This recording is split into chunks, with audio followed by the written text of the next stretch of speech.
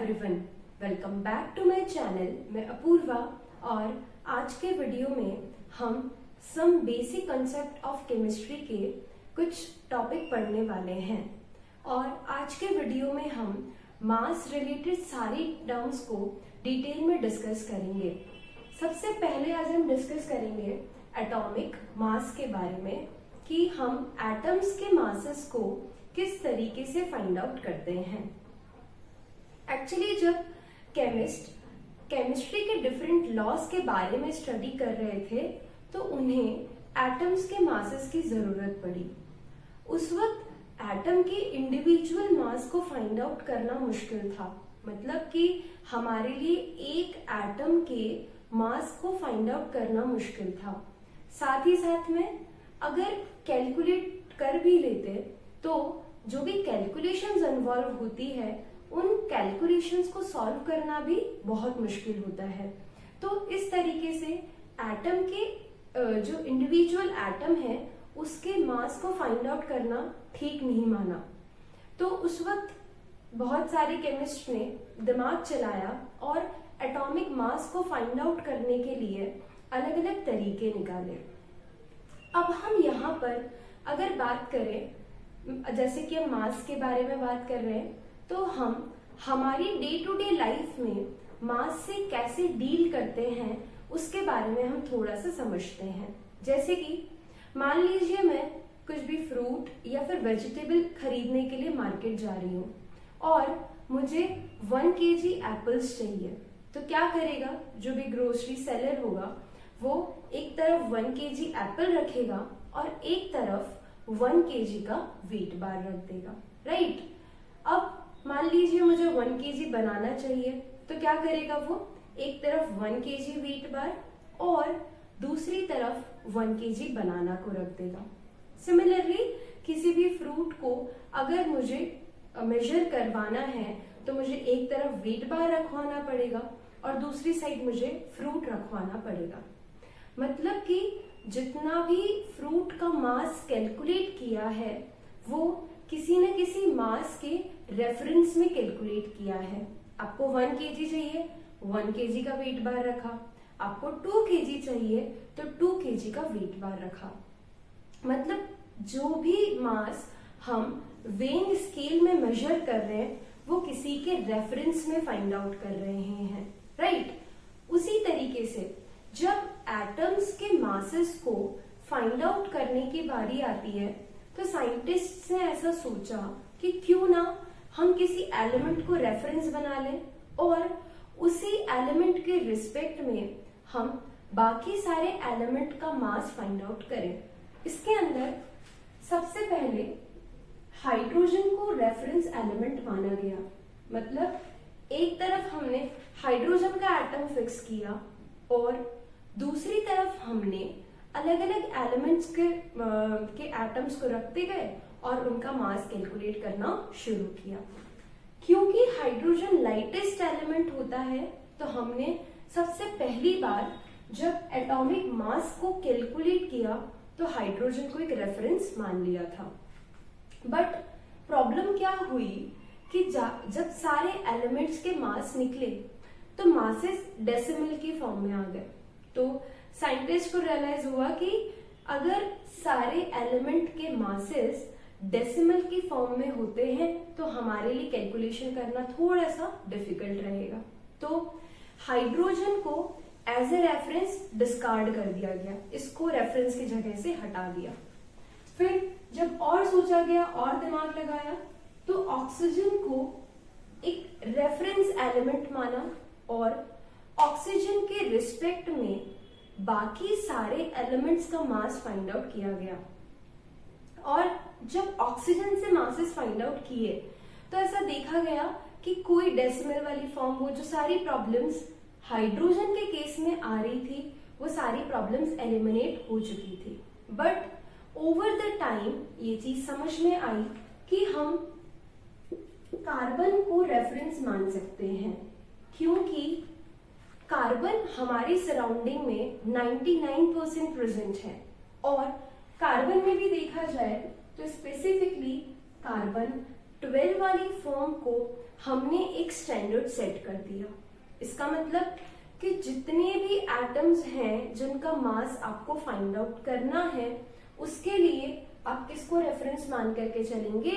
Carbon 12 को reference मान करके चलेंगे। कुछ स्टूडेंट्स को ये डाउट हो सकता है कि मैम आप कार्बन 12 क्यों बोल रहे हो?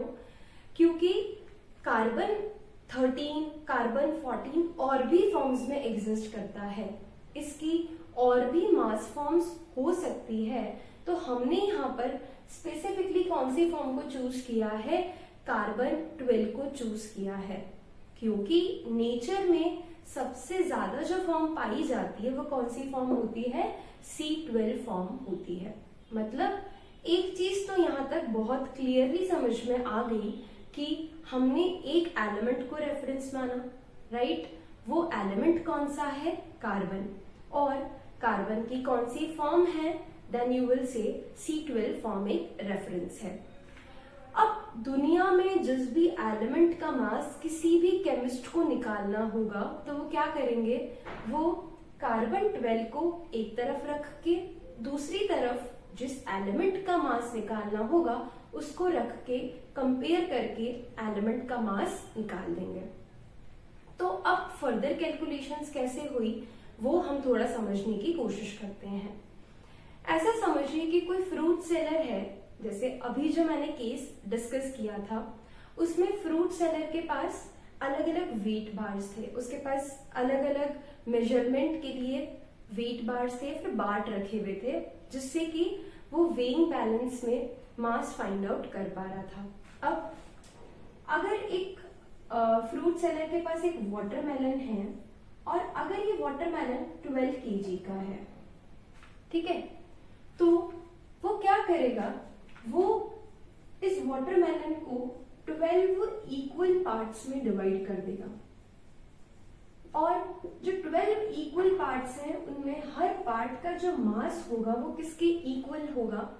1 kg के इक्वल होगा, राइट? मतलब ये 12 kg का था, इसको किस में डिवाइड कर दिया? 12 इक्वल पार्ट्स। तो ऑब्वियसली हर पार्ट का जो मास होगा वो किसके इक्वल होगा? 1 kg के इक्वल होगा। अब अगर मैं यहाँ पर बोलूं कि मुझे 1 kg बनाना चाहिए तो क्या कर सकते हैं? एक तरफ 1 स्लाइस ऑफ वाटरमेलन रखा, दूसरी तरफ बनानास रखना स्टार्ट किए। जैसे ही दोनों इक्वल आ गए तो मैंने बोल दिया कि जो बनानास है वो किसके इक्वल हैं? वो 1 kg के इक्वल है। मान लीजिए मुझे 2 kg एप्पल्स चाहिए, तो क्या करना होगा? 2 स्लाइसेस ऑफ वाटरमेलन रखी एक तरफ और एक तरफ मैंने एप्पल्स को रखना स्टार्ट किया। जब दोनों इक्वल आ जाएंगे तो हम बोल सकते हैं कि एप्पल्स का जो मास है वो किसके इक्वल हो गया? वो यहाँ पर 2 kg के इक्वल हो गया। मतलब आप यहाँ पर दो चीजें समझ रहे हैं, एक तो जितना भी मास आपने कैलकुलेट किया है वो किसी के रेफरेंस में कैलकुलेट किया है, फर्स्ट चीज। सेकेंडली आपने यहाँ पर इसके कुछ पार्ट्स कर दिए और उन पार्ट्स की हेल्प से आप मास को निकाल रहे हो। तो जब ये कॉन्सेप्ट हम एक एटम पर अप्लाई करते हैं तो हम एक कार्बन एटम का मास ऑफ कार्बन 12 एटम वो हम कितना मान लेते हैं? 12 AMU के इक्वल मान लेते हैं। और यहाँ पर ये जो AMU है वो किसके इक्वल होगा? It is equals to atomic mass unit. इसकी जो यूनिट है उसे हमने AMU से रिप्रेजेंट किया है, राइट? अब जब मुझे किसी भी एटम का मास फाइंड आउट करना होगा तो मुझे क्या करना पड़ेगा? इसके 1/12 पार्ट से कंपैरिजन करना होगा, राइट? तो देखो मैं क्या लिख सकती हूँ यहाँ पर 1/12 into mass of 1 atom of C12 की जो भी C12 है उसका जितना भी एक एटम का मास है उसके 1/12 पार्ट से मैं कंपेयर कर रही हूं। अब जैसा कि यहां लिखा है, क्या लिखा है? एक एटम का मास 12 AMU के इक्वल है। So what I can do is 1/12 into 12 AMU. So it is simply going to become 1 AMU. मतलब कि मुझे जिस भी एलिमेंट का मास फाइंड आउट करना है मैं उसको किससे कंपेयर करूंगी, 1 AMU से कंपेयर करूंगी।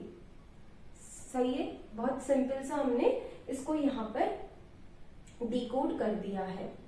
अब मान लीजिए एक तरफ मैंने कार्बन को फिक्स कर दिया था जैसा अभी समझाया, दूसरी तरफ अगर मुझे ऑक्सीजन के एटम का मास फाइंड आउट करना है तो मैं क्या करूंगी, एक तरफ तो कार्बन एटम का 1/12 पार्ट है मतलब 1 AMU है, दूसरी तरफ ऑक्सीजन है। अब ऑक्सीजन का मास होता है 16 AMU, मतलब इसके जब टोटल 16 पार्ट्स होंगे तो फिर वो किसके इक्वल आ जाएगा, ऑक्सीजन के एक एटम के मास के इक्वल आ जाएगा।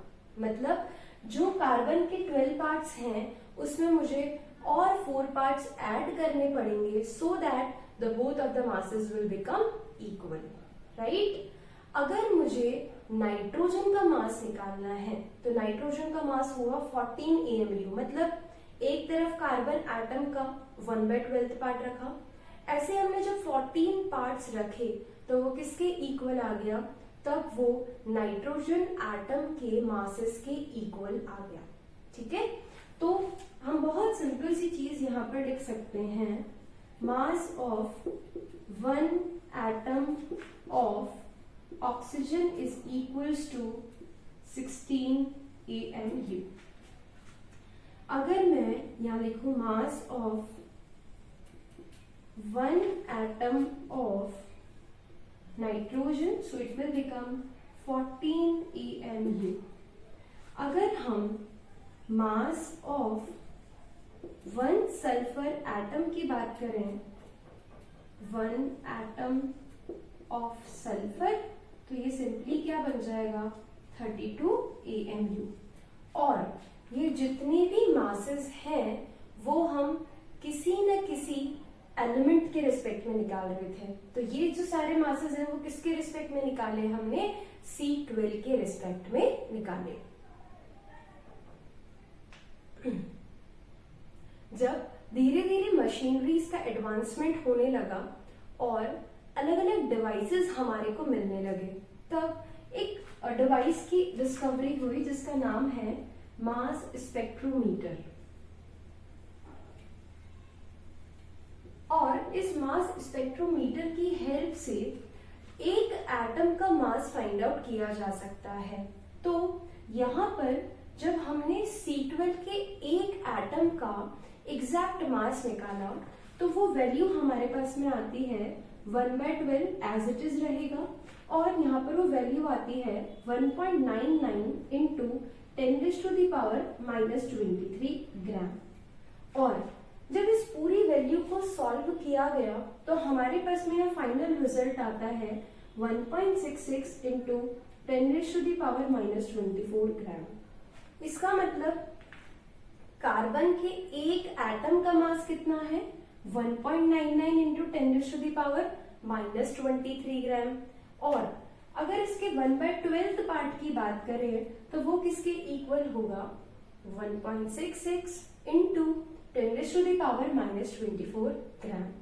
अब क्या मैं इसको 1 AMU के इक्वल लिख सकती हूँ, तो your answer will be yes, क्योंकि जब आप कार्बन के पूरे एटम का मास 12 AMU मान रहे हैं तो उसका 1/12 पार्ट किसके इक्वल होगा, 1 AMU के इक्वल होगा।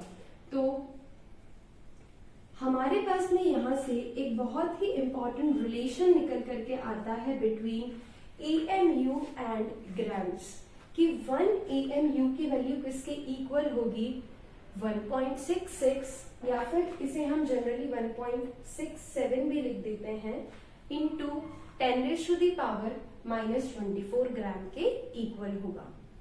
अब जब हमारे पास में एटम्स का, एक एटम का एग्जैक्ट मास फाइंड आउट करने के लिए मशीन आई या डिवाइस आया, तो हमने अलग अलग एटम्स का मतलब अलग अलग एलिमेंट्स के एक एटम का मास फाइंड आउट किया। कैसे किया वो समझते हैं।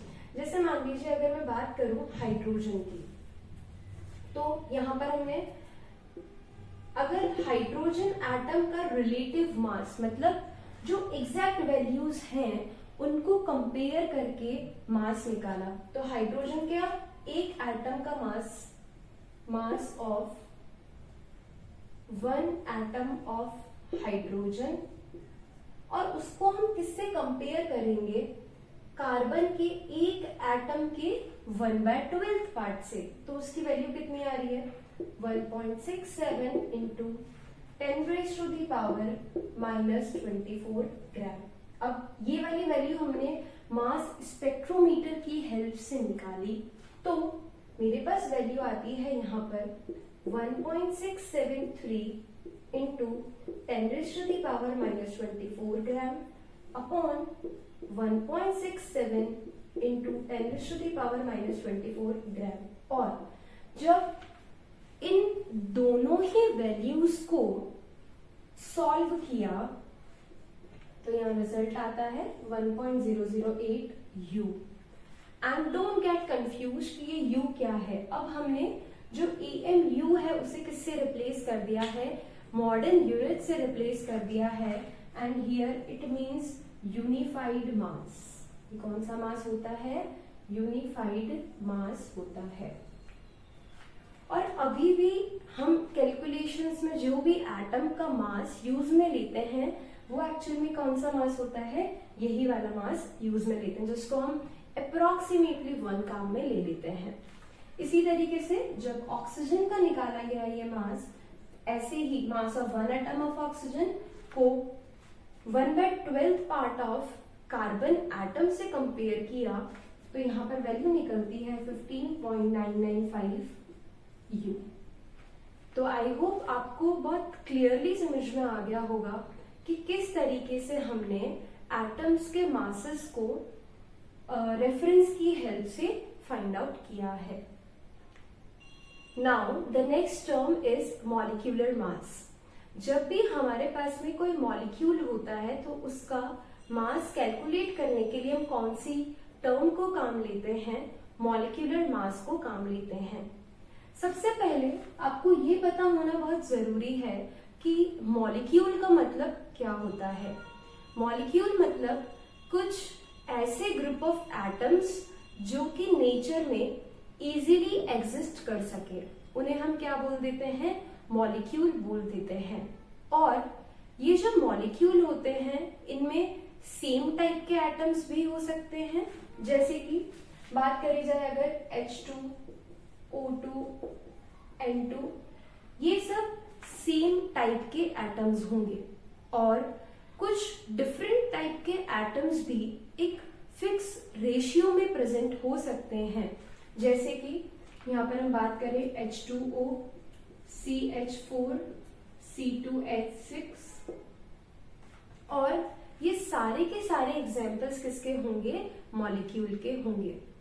तो अगर आपको कभी भी किसी भी क्वेश्चन में मॉलिक्यूलर मास निकालना हो तो आपको क्या करना होगा, जितने भी एटम्स होंगे उन सबके मासेस को ऐड करना होगा। तो यहाँ डेफिनेशन लिख सकते हैं, इट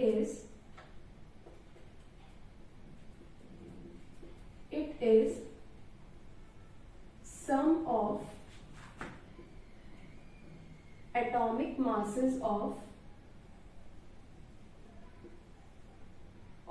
ऑल द एलिमेंट्स, कि जितने भी एलिमेंट्स आपके पास में है एक गिवन मॉलिक्यूल में, उन सबके एटॉमिक मासेस के सम को ही हम मॉलिक्यूलर मास बोल देते हैं। जैसे कि आपको अगर H2O का मॉलिक्यूलर मास निकालना होगा तब क्या लिखेंगे, 2 into atomic mass of hydrogen plus, अगर देखा जाए तो यहाँ पर एक ऑक्सीजन प्रेजेंट है तो लिखेंगे 1 into atomic mass of oxygen, और साथ में हम यहाँ पर क्या लिख सकते हैं, इनके एटॉमिक मासेस। अभी जस्ट हमने हाइड्रोजन का एटॉमिक मास पढ़ा था 1.008, बट आपको उतना डेसिमल में वैल्यू नहीं लेना है, आप सिंपली इसकी वैल्यू 1U ले सकते हैं। तो ये क्या बन जाएगा 2 × 1U प्लस यहां पर अगर हम देखें तो 15.99 होता है, जिसको हम अप्रोक्सीमेटली 16U ले सकते हैं। तो ये वाली वैल्यू बन जाएगी 1 × 16U, और पूरा कैलकुलेट करने पे जो इसका आंसर आएगा वो कितना आएगा 18U आएगा। इसका मतलब H2O का मॉलिक्यूलर मास कितना है 18U के इक्वल है। अब सेकेंड यहाँ पर जो टर्म आती है हमारी वो आती है फॉर्मूला यूनिट मास। जब हमारे पास में कोई मॉलिक्यूल तो हो बट वहां पे एटम्स आयन की फॉर्म में अगर एग्जिस्ट करते हैं तो हम मॉलिक्यूलर मास को किससे रिप्लेस कर देते हैं फॉर्मूला यूनिट मास से। बिल्कुल कैलकुलेट करने का तरीका सेम है, यूनिट बिल्कुल सेम है, बस नेम्स में थोड़ा सा चेंज आ गया। तो फॉर्मूला यूनिट मास की डेफिनेशन हम लिख सकते हैं, it is the sum of atomic mass of ions in a molecule, कि एक मॉलिक्यूल में जितने भी आयंस होंगे उनके एटॉमिक मासेस के सम को ही हम क्या बोलते हैं फॉर्मूला यूनिट मास बोलते हैं। एक क्वेश्चन करते हैं, लाइक NaCl का फॉर्मूला यूनिट मास आपको अगर कैलकुलेट करना है तब कैसे कैलकुलेट करेंगे 1 × एक सोडियम है तो 23U प्लस एक क्लोरीन है तो 1 × 35.5U, और जब आप कैलकुलेशन करेंगे तो ये बन जाएगा 23U plus 35.5U, so it is going to become 58.5U। मतलब इसका फॉर्मूला यूनिट मास जो है वो कितना आएगा 58.5U आएगा। अगर हम बात करते हैं CaCl2 की, तो एक कैल्शियम है तो एक कैल्शियम के लिए इंटू 1 × 40U प्लस दो क्लोरीन है तो यहां पर क्या करना होगा 2 × 35.5U। तो जब आप सॉल्व करेंगे तो ये बनेगा 40 + 71 and that is going to become 111U। तो आई होप आपको बहुत इजीली समझ में आ गया होगा कि किस तरीके से हम मॉलिक्यूलर मास और फॉर्मूला यूनिट मास को कैलकुलेट करते हैं। अगर किसी स्टूडेंट को इन सारे एलिमेंट्स के मासेस नहीं लर्न हैं तो वो आई बटन चेक कर सकते हैं। I am going to post a video there जिसमें आप 1 to 20 सारे एलिमेंट्स के मासेस को इजीली लर्न कर पाएंगे। Now the next term is gram atomic mass. जब भी हम किसी एलिमेंट का एटॉमिक मास फाइंड आउट करते हैं तो उसकी यूनिट हम U यूज में लेते हैं, यूनिफाइड मास, और जब उस U को हम ग्राम से रिप्लेस कर देते हैं तो वह एटॉमिक मास क्या बन जाएगा ग्राम एटॉमिक मास बन जाएगा।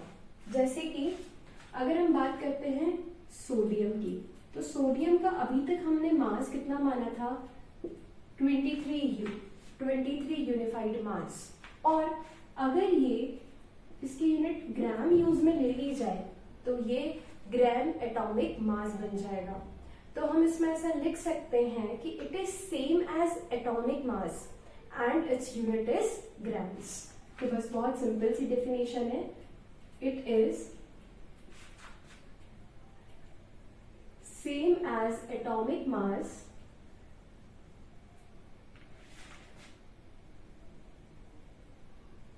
but its unit is grams।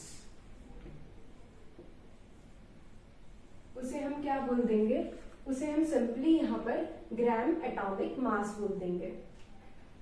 जो नेक्स्ट टर्म है वो है ग्राम मॉलिक्यूलर मास। जैसा कि अभी हमने मॉलिक्यूलर मास को कैलकुलेट किया, अगर उसी मॉलिक्यूलर मास की यूनिट U की जगह G हो जाए तो वो क्या बन जाएगा, ग्राम मॉलिक्यूलर मास बन जाएगा। तो जैसे मान लीजिए वाटर की हम बात करते हैं तो वाटर का मास होता है 18U, तो ग्राम मॉलिक्यूलर मास की टर्म्स में क्या होगा, 18 ग्राम होगा। उसी तरीके से CO2 की बात करते हैं तो CO2 का मास होता है 44U, तो यहाँ पर ये क्या बन जाएगा, 44 ग्राम बन जाएगा। बहुत ही सिंपल, आपको U को G से रिप्लेस करना है। तो हम यहाँ लिख सकते हैं it is same as molecular mass और उसकी जो यूनिट होगी वो क्या हो जाएगी, यहाँ पर ग्राम्स हो जाएगी। तो ये हमने 4 बहुत ही सिंपल डेफिनेशंस कंप्लीट करी है। वन इज एटॉमिक मास, फिर उसके बाद मॉलिक्यूलर मास, फिर उसके बाद फॉर्मूला यूनिट मास, और 2 ये डेफिनेशन काफी सिमिलर है, gram atomic mass and gram molecular mass. अब जो नेक्स्ट हमारे पास में टर्म आती है ये आपने क्लास 9th में भी पढ़ी होगी, और ये है एवरेज एटॉमिक मास। एक्चुअली जब एटम एक से ज्यादा मास फॉर्म्स में एग्जिस्ट करते हैं तो हम किसी एक फॉर्म की हेल्प से मास फाइंड आउट नहीं कर सकते हैं, ठीक है। तो वहां पर हमारे को क्या फाइंड आउट करना होता है, एवरेज फाइंड आउट करना होता है। जैसे कि आप जब स्कूल में एग्जाम्स देते हैं तो कोई एक सब्जेक्ट आपका रिजल्ट डिसाइड नहीं करता है, जो अलग अलग सब्जेक्ट्स हैं उन सबका हम एवरेज निकाल करके डिसाइड करते हैं कि आपने कितनी पढ़ाई करी है, आपका परसेंटेज फाइंड आउट करेंगे, राइट। वैसे ही यहाँ पर भी अलग अलग मास फॉर्म्स नेचर में अलग अलग परसेंटेज में प्रेजेंट है, तो उन सब का हम एवरेज निकाल करके उनका average atomic mass find out करते हैं। तो यहाँ पर आपको एक टर्म सीखनी होगी और उस टर्म का नाम है यहाँ पर isotope. The term is isotope. Isotope का मतलब होता है कि किसी भी एलिमेंट की अलग अलग मास फॉर्म्स जो कि एवरेज एटॉमिक मास के लिए रिस्पॉन्सिबल है। तो यहां पर हम लिख सकते हैं different mass forms of an element. और ये चीज यहां पर अंडरस्टूड है कि जो एलिमेंट है वो एक ही है, मतलब सबका एटॉमिक नंबर सेम होगा बट सबका मास नंबर डिफरेंट होगा, ठीक है। तो यहाँ पर हम बात करें तो क्लोरीन 35 और क्लोरीन 37, ये जो दोनों फॉर्म्स हैं इन दोनों का रिलेशन क्या होगा, आपस में आइसोटोप होगा। अब जब हमने एवरेज एटॉमिक मास की बात करी तो हम लिख लेते हैं it is average mass of, it is average mass of isotopes की, जो भी आइसोटोप्स आप लेकर के चल रहे हैं उनका जो एवरेज मास होगा उसे ही हम क्या बोल देंगे, एवरेज एटॉमिक मास बोल देंगे। जैसे कि मान लीजिए कोई 2 एलिमेंट है x और y, इसका मास है m1 और इसका मास कितना है m2।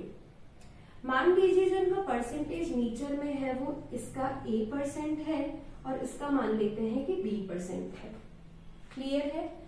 एक बहुत इंपॉर्टेंट चीज कि दोनों का जो परसेंटेज सम होगा वो किसके इक्वल होगा, 100 के इक्वल होगा। तो अगर मुझे यहाँ पर एवरेज एटॉमिक मास निकालना होगा तो मुझे क्या फॉर्मूला काम में लेना पड़ेगा, m1 इंटू ए, फर्स्ट वाले का मास इंटू उसका percent, plus m2 into B, second वाले का मास इंटू उसका परसेंट, और अपॉन में कितना लिख देंगे हम, 100 लिख देंगे। चाहे आप 100 लिख दो या फिर आप a प्लस बी लिख दो तो वो भी कितना आएगा, 100 ही आएगा। अब एक क्वेश्चन कर लेते हैं जिससे आई गेस और क्लियर हो जाएगा। जैसे मान लीजिए क्लोरीन की 2 फॉर्म्स, एक 35 और एक और 37। ये वाली जो फॉर्म है ये 75% हमें नेचर में मिलती है, जबकि ये वाली नेचर कितना परसेंट में मिलती है? 25।